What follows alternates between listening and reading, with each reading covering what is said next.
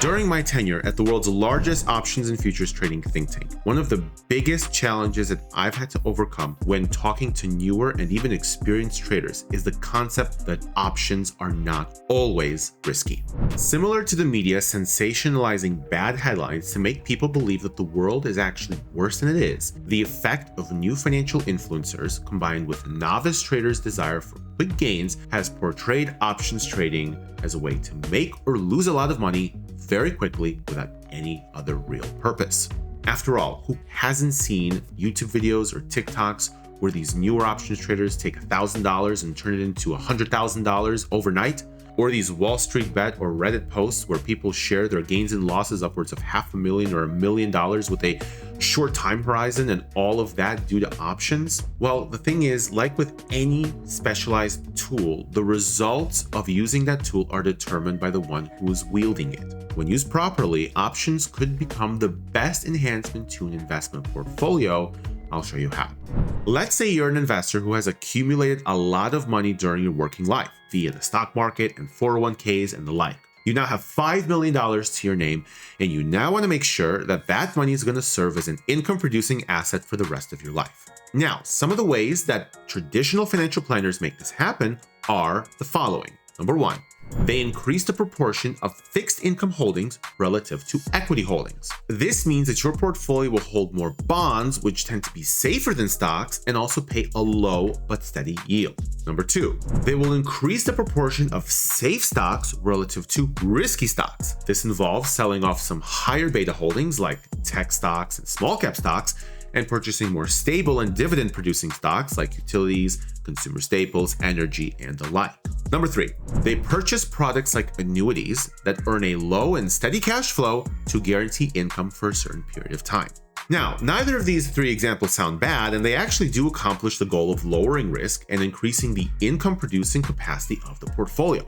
However, there are actually a lot more trade-offs and risks using these methods than people actually realize. For starters, holding more bonds sounds good because they are considered a safer investment on average than stocks. But if you do look at a time period where interest rates started to rise, most recently in 2022, bonds were the worst performing investment out of any major asset class, even more than stocks. In fact, the value of long-term treasury bond funds declined by nearly 50% between 2022 and 2024. And despite the yield on the individual bonds going up, the investment itself was underwater. Bonds have traditionally been the diversification asset of choice, especially for older people that are looking to retire. But its diversification effect is not set in stone and actually can erode depending on inflation and interest rates. Higher inflation and higher interest rates could make for falling stock and bond markets, meaning that your low-risk investment isn't actually low risk at all. Okay, well, how about we take a look at the second example where we include more safe stocks instead of playing with bonds at all? Well, it is true that stable stocks in sectors like utilities, consumer staples, and energy typically have higher dividend yields and more steady stock prices compared to the more volatile tech sector. However, even among utilities, which are considered the safest stock sector to invest in, can regularly see price fluctuations of plus minus 25% or more in a volatile year like 2020 or 2022. Although they are not as volatile as broad-based indexes like the S&P 500, there's still no guarantee of safety. Now, how about the third example, annuities? Well, in terms of a guaranteed cash flow, annuities can actually give you the closest thing to that, but at a steep cost. Because of the safety factor that's embedded in annuities, there's usually a very limited upside. And although some people are fine with that, I actually find in conversations with clients more often than not that have owned annuities in the past that they're actually comfortable with taking a little bit more risk if they can make more money over time. There are some annuities that will actually offer investment options within the contract itself, but those tend to be more expensive in terms of upfront fees, and all annuities come with a lot of restrictions that regular investment portfolios simply don't have to deal with. So how about options, this risky asset class? Well, most people know options to be an additional investment vehicle that has way more risk than stocks, but most people don't know that options can actually be used to custom curate a portfolio portfolio to have a specific risk and return threshold. So unlike bonds or utilities that are less risky but still carry an unknown factor, you can use options to create a known factor of level of risk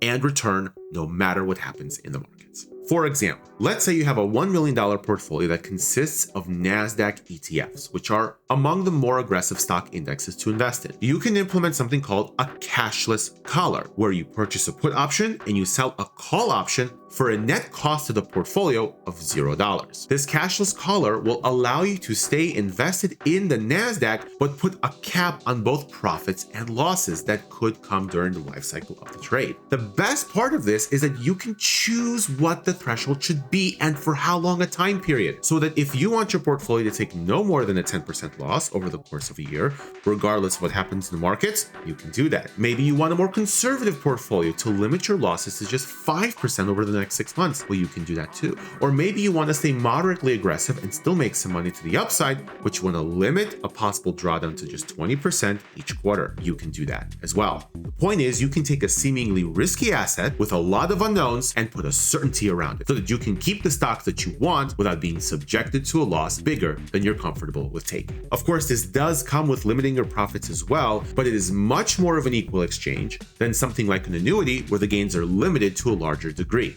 Using options could be the cheapest and most effective way to reduce risk while allowing you to maintain ownership of the stocks that you want to have. So to answer the question, why do most people think options are risky? Well, the reality is that most people have not been exposed to smart option strategies that can actually help them. One of the things that we do at AK Investing is we use options to create healthy risk boundaries for our conservative portfolios, but we also use completely different option strategies for those who want a higher risk, higher return portfolio. The point is, options aren't risky or safe in and of themselves. They are rather a tool that can be used to target a specific risk tolerance for anyone. If you found this video helpful, please leave us a note in the comments along with more content that you want to see us cover. I'm Anton Kulikov, and I'll see you in the next one.